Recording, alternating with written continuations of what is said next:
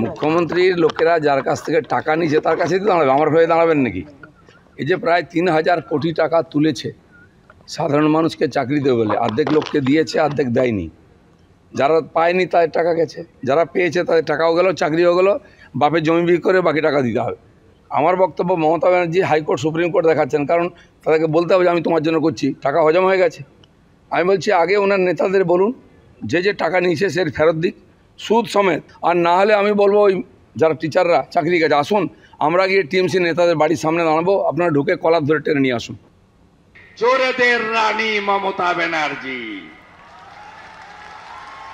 চিৎকার করছে, বলছে আমি এর রায় মানি না।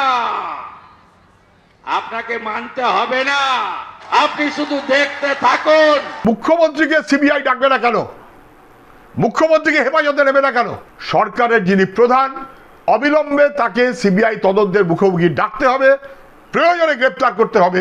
কম বেশি 19,000 প্রার্থী যারা যোগ্য, যাদের নিয়োগ নিয়ে কোনো বিতর্ক ছিল না, তাদের প্রশ্নচিহ্নের মুখে ফেলে দেওয়া হলো। সেটা উদ্দেশ্য প্রণোদিত এবং ন্যায় বিচার নয়, পরিকল্পিত জলঘোলার চেষ্টা বলে আমরা মনে করছি। 1,400-5-এর বিরুদ্ধে অভিযোগ ছিল, তা প্রায় 26,000-এর চাকরি গেল। অর্থাৎ যারা যোগ্য, মানে প্রায় 19,000 যারা যোগ্য আছে তাদের চাকরি গেল।